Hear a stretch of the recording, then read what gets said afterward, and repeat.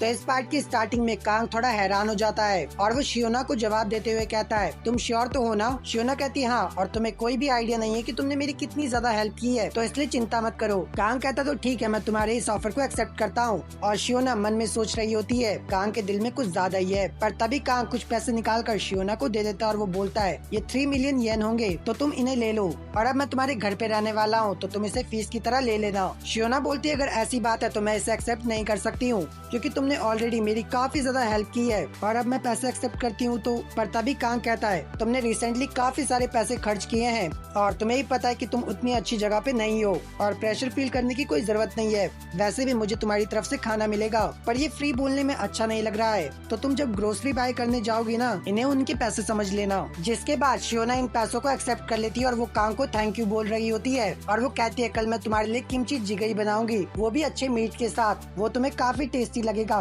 Kong सोच रहा होता है, अब मैं हर रोज किमची जिगई खा पाऊंगा, ये सच में एक एंजल है, और मैं अब अपनी वाइफ के लिए और भी मैजिक स्टोन्स को बेचूंगा और इसे खुश रखूंगा।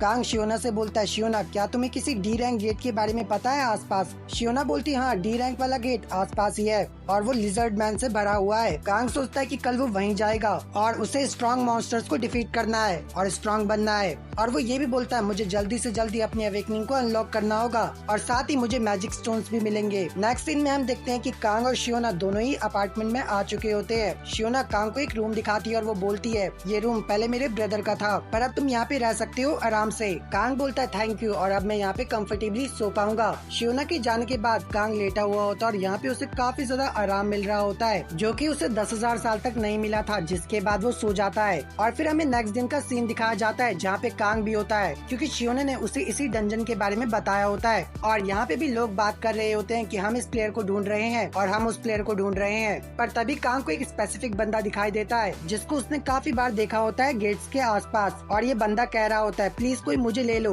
पर कोई भी इसे एक्सेप्ट नहीं कर रहा होता है। कांग को इस बंदे पे काफी ज्यादा तरस आ रहा होता है और वो बोलता है, आखिर बैंडिट्स वाले लोगों को लिया क्यों नहीं जाता है? लेकिन कांग इसे इग्नोर करते हुए अपना आईडी कार्ड चेक करवाने के बाद गेट के अंदर एंटर करता है, और वो द पावर ऑफ साइलेंस का यूज करता है, और उसके साथ ही वो शियोना की बात भी याद करता है कि उसने लिजर्ड मैन के बारे में उसे बताया था, और ये भी कहा था कि उनकी आंखें इतनी अच्छी नहीं होती है, पर उनकी सुनने की क्षमता काफी ज्यादा बढ़िया होती है। इसके बाद कांग पावर ऑफ साइलेंस का यूज करते हुए इन लिजर्ड मैन के पास पहुंच जाता है, और तभी कांग एक डीमन की पावर का यूज करता है जिसके पास हेल फायर की पावर होती है, जिसका यूज करके वो इन लिजर्ड मैन को पीछे से मार देता है। जिसके बाद कांग इन्हें एब्जॉर्ब कर लेता है द पावर ऑफ गिल्टोनी का यूज करके, पर इतने में ही वहाँ पे और भी ज्यादा लिजर्ड मैन आ जाते हैं, जिन्हें देखकर कांग स्माइल करता है। जिसके बाद वो इनके ऊपर भी हेल फायर का यूज कर देता है, और यहाँ पे काफी ज्यादा शोर हो रहा होता है, इसलिए वो अपनी power the power of silence का यूज करता है। इन सब के बीच में कांग का लेवल भी इंक्रीज हो जाता है, पर तभी वहाँ पे कुछ लोग आते हैं और एक बंदा बोलता है, तुम्हारे इक्विपमेंट से मैं ये बता सकता हूँ कि तुम अभी न्यू प्लेयर बने हो, और क्या तुम हमारे गिल्ड का हंट ज्वाइन करना चाहते हो?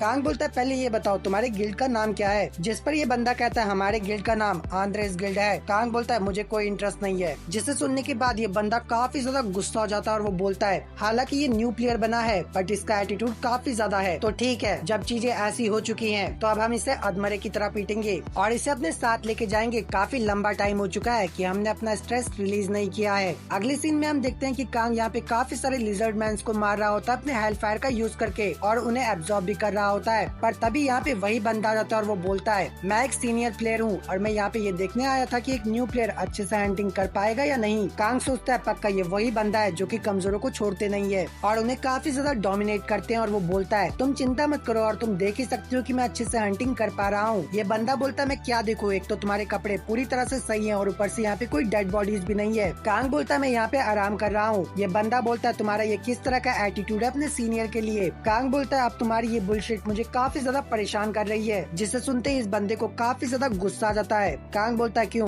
फाइट करना चाहते हो मेरे साथ? और ये बंदा कांग के साथ फाइट करने जा भी रहा होता है, पर तभी उसका लीडर उसे रोक लेता है और वो कहता है, अब मैं इसे अच्छे से एजुकेट करने वाला हूँ, और अब तुम्हें यहाँ पे काफी ज्यादा रिग्रेट होगा। जिसके बाद ये बंदा अपनी शॉट को बाहर निकालता है और उससे शोर मचाना स्टार्ट कर देता है, और ये कहता है, लिजर्ड मैन काफी ज्यादा सेंसिटिव होते हैं साउंड को लेकर, जिसे देखकर कांग स्माइल करता है। पर तभी ये बंदा एक बैरियर बनवाता है अपने टीममेट को बोल के, और वो कहता है मैं सुन सकता हूँ कि इस जगह पे काफी सारे लिजर्ड मैन आ रहे हैं और ये तुम जैसे न्यू प्लेयर के लिए तो काफी ज्यादा है, पर अगर तुम अपने घुटनों पर बैठकर मुझसे माफी मांगोगे तो मैं तुम्हें बचा लूंगा। कांग बोलता है मैं यही सोच रहा था कि तुम यहाँ पे करने के वाले हो। पर तभी वो काफी जोर से क्लैप करता है जिससे काफी ज्यादा शोर मचने लगता है और इसे हर कोई सुन पा रहा होता है। और यहाँ पे वो लात भी मार रहा होता है जमीन पे।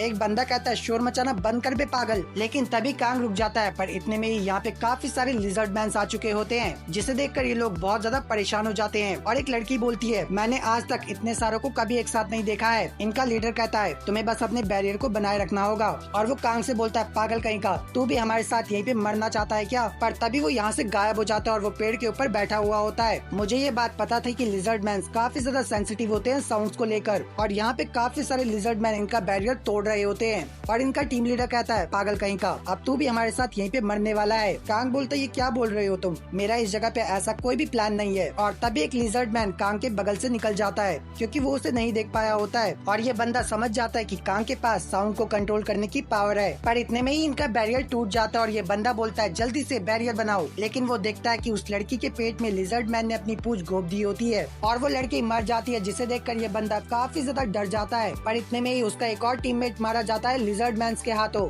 ये बंदा खुद को शांत करने की काफी कोशिश कर रहा होता है, पर लिजर्ड मैन ने इसे देख लिया होता है। और ये बंदा कांग से बोलता है प्लीज मुझे बचा लो, और मुझे पता चल चुका है कि मैं गलत था। कांग कहता है सीनियर गुड लक, जिसे सुनने के बाद इस बंदे को काफी ज्यादा गुस्सा आ जाता है और वो चिल्लाते हुए कांग को गाली देता है। पर इतने में ही लिजर्ड मैन ने इसकी आवाज को सुन लिया होता है और वो इसे भी मार देते हैं इसी जगह पे। जिसके बाद शाम हो जाती है और कांग ने सभी लिजर्ड मैन को मार दिया होता है अपने हेल फायर का यूज करके, और वो इन्हें एब्जॉर्ब करने लगता है, जिससे उसकी डेमोनिक एनर्जी 1 पॉइंट से बढ़ जाती है। लेकिन तभी उसे बताया जाता है कि तुम उन लोगों पे गिल्टोनी का यूज नहीं कर सकते हो जो लोग गया सिस्टम से प्रोटेक्टेड हैं।